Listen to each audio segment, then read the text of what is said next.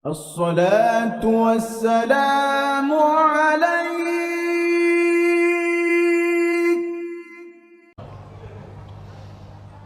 Apa hukumnya mengamen? Mengamen tuh kalau ada kerja lain, carilah kerja lain. Kalau ada kerja lain, kerja di pasar dupa ini kan banyak, menjaga, berniaga. Tapi kalau sudah tak ada lagi, pilihannya cuma dua, antara ngamen dengan mati. Pilih mana? Pilih mana? Pilih yang paling ringan mudaratnya. Pilihlah mengamen. Tapi ngamen lagunya lagu-lagu yang lagu sholawat. Saya alhamdulillah kalau makan saya di pinggir-pinggir jalan itu, asal saya makan pinggir jalan, berubah lagu orang tuh dari lagu-lagu religi. Alhamdulillah wa syukrulillah, bersyukur padamu ya Allah. Begitu ditengok saya di situ berubah lagu. Padahal sebelumnya pulang-pulang berbadan dua.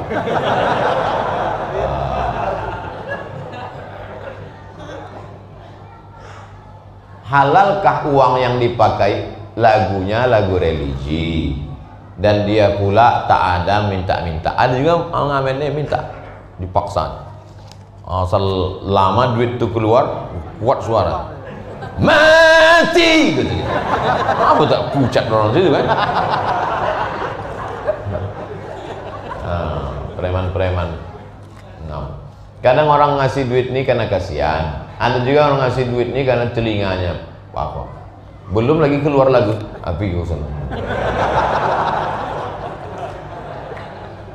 Di situ juga baru kita paham ternyata tidak semua orang yang doanya dikabulkan itu karena Allah sayang. Saya nih Pak Ustadz berdoa udah setahun ingin punya anak, tak dapat anak. Kawan saya itu baru sebentar udah filosofi ngamen. Ada orang yang kita dengarkan lama lagunya 2 lagu baru kita kasih duit kan? Karena kita senang. Tapi ada karena kita suka baru keluar 2 kata pergi kosong. Jadi kalau antum berdoa lama tak dikabulkan Allah, sebenarnya Allah sedang menikmati lantunan doa-doa. Dan itu hanya bisa ditangkap oleh orang-orang yang cerdas. Mati lampu. Begitulah Baitul Muqaddis menjaga duit umat.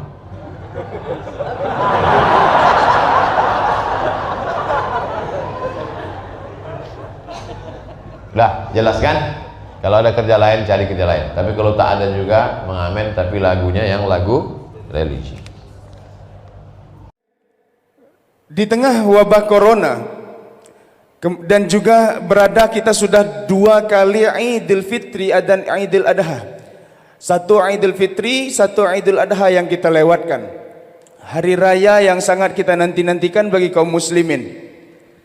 Ini banyak yang beranggapan bahwasanya ada sebagian yang berpikir di tengah wabah ini kemuliaan daripada sholat tarawih itu hanya didapatkan di masjid saja. Beda katanya sholat tarawih atau sholat i'tikaf di masjid dengan hal-hal yang dilakukan di rumah.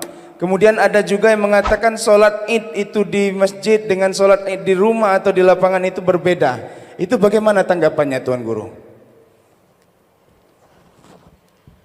Kalau suasananya normal, kita ke masjid. Kalau tidak normal, karena wabah, tetap juga ke masjid, tapi berjarak, ikut protokol.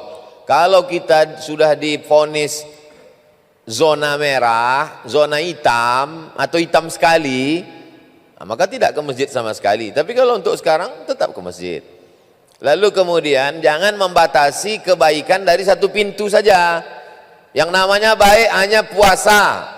Oh, tak bisa begitu. Orang tua kena penyakit akut, kena penyakit mah akut, kena darah tinggi, diabetes akut, kemudian kena penyakit buah pinggang, itu nggak bisa puasa. Jadi kalau kita tidak bisa puasa, ya kita bisa ibadah yang lain, baca Quran. Saya Pak Ustadz nggak bisa puasa, baca Quran. Baca Quran pun tak bisa juga Pak Ustadz. Bertambah titik nun itu jadi 3 nampak saya Pak Ustadz. Zikir, pejam mata zikir. Zikir tak bisa Pak Ustaz, duit ada? Ada. Sedekah. Zikir tak bisa Pak Ustaz, duit ada? Duit tak ada, mati aja. Zikir yang paling murah. Kalau sholat tegaknya lama, kaki sakit, Kalau baca Quran mata perih, sedekah. Tak bisa jadi sedekah. Likulli sulama minkum shadaqah. Setiap tulang-tulang ni ada sedekahnya. Setiap tulang ni sedekah. Subhanallah bihamdihi subhanallahil azim. 1 2 3 4 5 6 7 8 9 10 11 12 13 14 15 16 17 18 19 20. 20 kiri, 20 kanan. Selawat 40, istighfar 40, la ilaha illallah 40, subhanallah bihamdihi subhanallahil azim 40. 40. Jadi kalau kita ngitung tu sambil duduk 20 sini, 20, 40. Subhanallah, subhanallah, subhanallah, subhanallah. Pakai tasbih malu. Celana pendek tak malu. Nah, ini malu tak pada tempatnya.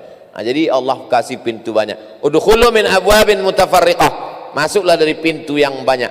Bisa dari pintu depan, bisa masuk dari pintu samping, bisa masuk dari pintu belakang. Nah, jadi jangan membatasi kebaikan hanya satu pintu saja. Wallahu a'lam. Terima kasih. Berapa boleh kita mengambil keuntungan dari perniagaan dagang? Berapa persen? Kata Syekh Atiyah Soqar dalam Fatwa Al-Azhar, tidak ada batasan. Saya pergi ke Jogja, sampai di Jogja saya belilah keris di tempat kerajinan perak. Beli keris. Mas pripun kabare api? Iki piro ya mas? 3.000. Keris-keris kecil rupanya 3.000 perak. Siji loro telu 3.000. Sampai ke Pekanbaru, saya jual keris itu 300.000. Boleh apa tak boleh? Boleh. Kalian jawab. Tak salah. Yang salah itu apa? Ketika saya ada unsur tipu. Saya bilang sama orang Pekanbaru, ini keris nih aku beli di Jogja, titisan Nyi Roro Kidul.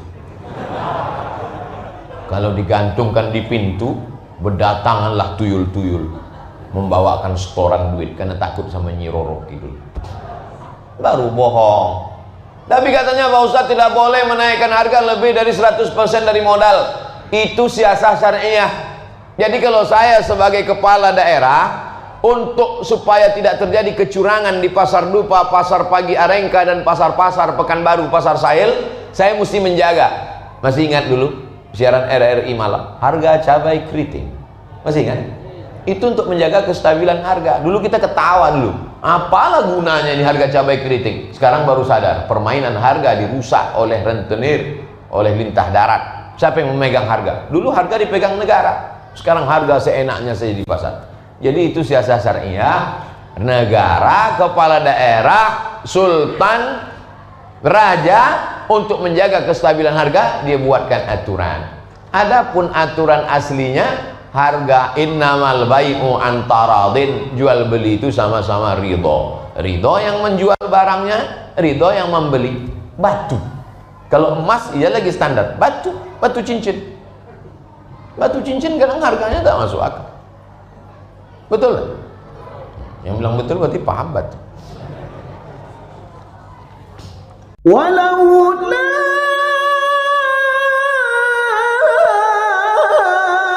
أن